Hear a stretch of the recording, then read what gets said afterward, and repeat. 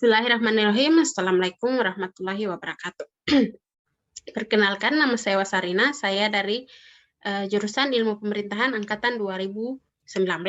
Di sini saya akan menjelaskan sedikit tentang isu-isu pemerintahan, yaitu salah satunya adalah isu Kemenko PMK dorong pemuda OKI Indonesia menciptakan program flagship dalam Forum Islamic Conference of Youth and Sport Minister.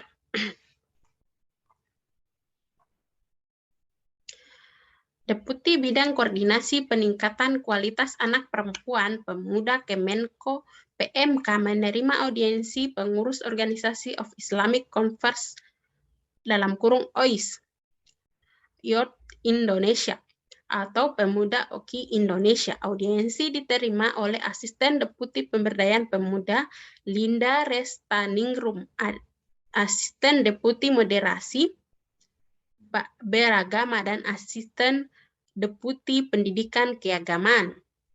Audiensi yang dilakukan pengurus OIS of Youth Indonesia bertujuan untuk menjalin silaturahmi, memperkenalkan kepengurusan, dan untuk mensosialisasikan program-program OIS Youth Indonesia, serta membahas kemungkinan kerjasama dalam program pemberdayaan atau pembangunan pemuda Indonesia.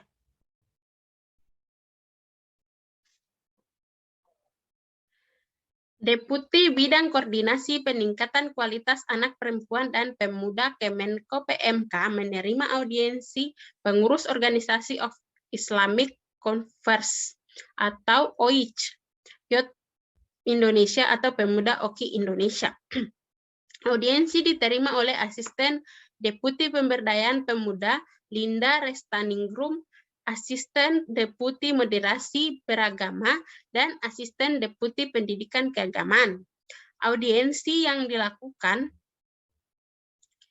pengurus OIS Youth Indonesia bertujuan untuk menjalin silaturahmi, memperkenalkan kepengurusan, dan untuk mensosialisasikan program-program OIS Youth Indonesia, serta membahas kemungkinan kerjasama dalam program pemberdayaan dan pembangunan pemuda Indonesia.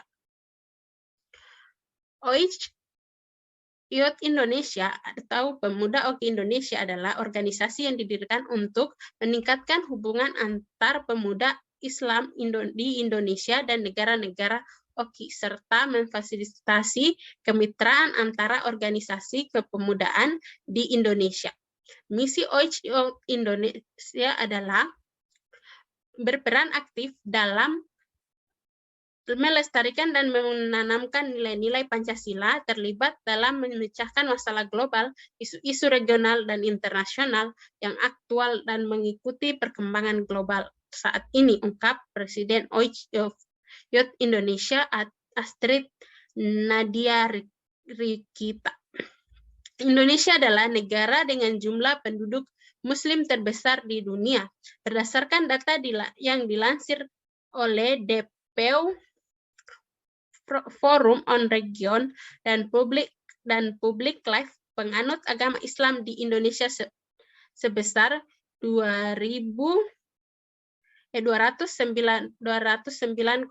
juta jiwa atau 87,2% dari total penduduk.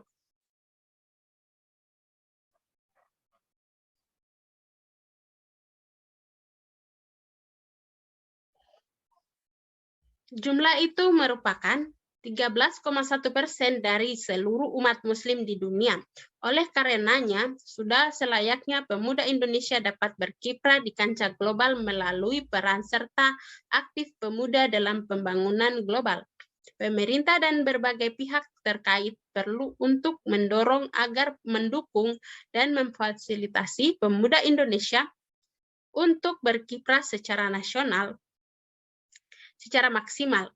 Kemenko PMK menyambut baik kedatangan pengurus OIS Youth Indonesia.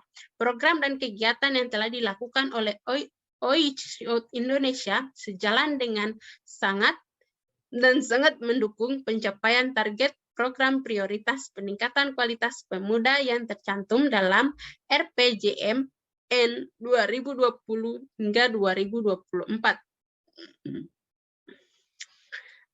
Salah satunya program peningkatan partisipasi aktif sosial dan politik pemuda.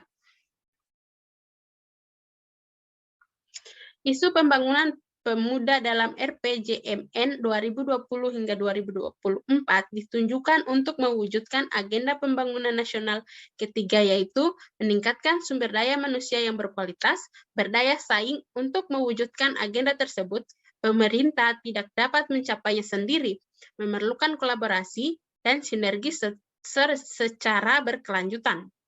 Salah satunya dengan organisasi kepemudaan seperti OIC Youth Indonesia. OIC sendiri telah memiliki OIC dokumen strategi yang dihasilkan dari Islamic Conference of Youth and Sport Minister. Forum Menteri Pemuda dan Olahraga SEOKI keempat yang telah dilaksanakan pada tahun 2018.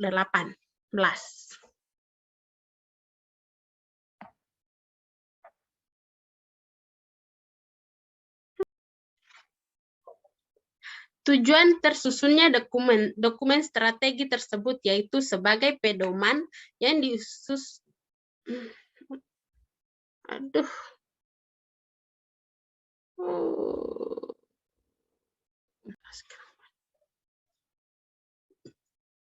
Kami berharap bahwa OIC Youth Indonesia melalui berbagai program rencana aksi yang telah disusun ke depannya dapat memiliki program dan kegiatan yang dapat lebih menjangkau pemuda di berbagai wilayah Indonesia, ujar Thomas Asdep, moderasi beragama.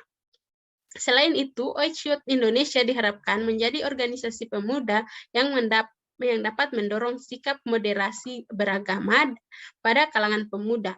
Program kerja dan rencana aksi yang disusun harus bersifat inklusif dan tidak eksklusif, sehingga semua golongan pemuda dapat terlibat aktif dan berkontribusi dalam pelaksanaan kegiatan OIC Youth Indonesia.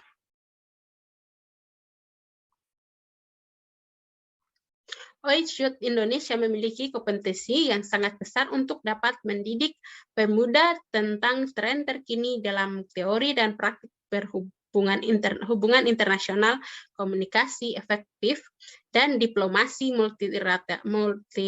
multilateral melalui salah satu program model OKI yang telah dimiliki. Pada akhir sesi audiensi, Asdep Linda menyampaikan apresiasi yang sangat bangga pada adik-adik pengurus OIC Youth Indonesia dengan kapasitas dan kemampuan yang dimiliki oleh adik-adik pengurus OIC Youth Indonesia. Harapan ke depan dapat mengajak teman-teman yang lain di kancah nasional hingga berkiprah di kancah internasional.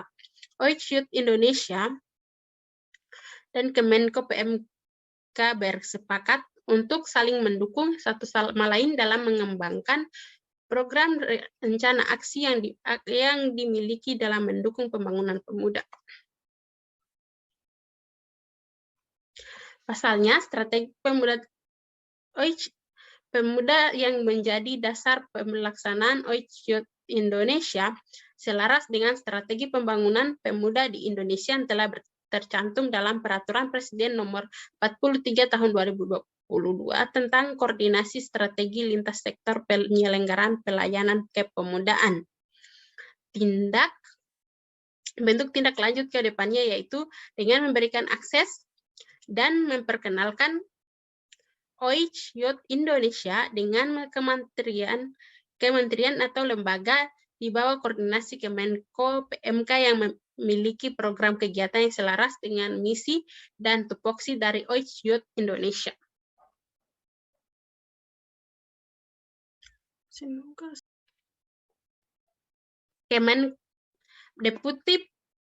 Deputi Bidang Koordinasi Peningkatan Kualitas Anak Perempuan dan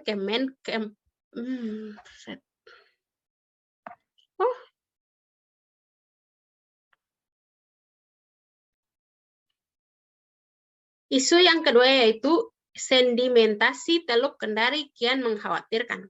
Sedimentasi yang memenuhi Teluk Teluk Kendari di Kota Kendari, Sulawesi Tenggara kian mengkhawatirkan, sehingga kini belum ada upaya signifikan untuk mengatasinya. Potensi berbahaya besar dari segi lingkungan dan ekonomi siap mengintai. Kalau tak teratasi dalam 20 tahun ke depan, Teluk Kendari bisa hilang, kata Kepala Bidang Fisik dan Prasarana Badan Perencanaan Pembangunan Daerah Kota Kendari, Abidin. Abidin menambahkan, Pemkot Kendari sejak 2009 sebenarnya telah mengoperasikan 2 mesin pengisap sedimen, namun upaya itu diakuinya kurang efektif karena 1 mesin hanya bisa menyedot 8 meter kubik per jam. Jauh dari laju sedimentasi yang mencapai 171 meter kubik per jam, masalah ini dikatakan Abidin tak sanggup ditanggulangi oleh Pemkot Kendari karena membutuhkan anggaran hingga triliunan rupiah untuk pengurukan hingga tuntas. Untuk itu Abidin berharap pemerintah pusat dan provinsi bisa turun. Aktivis wahana lingkungan hidup Sultra, Susiyanti Kamil, mengatakan permasalahan Teluk Kendari membutuhkan solusi komprehensif dari berbagai pihak. Ia melihat koordinasi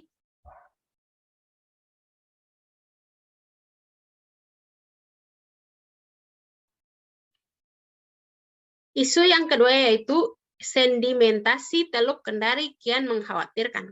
Sedimentasi yang memenuhi Teluk Kendari di Kota Kendari, Sulawesi Tenggara kian mengkhawatirkan, sehingga kini belum ada upaya signifikan untuk mengatasinya.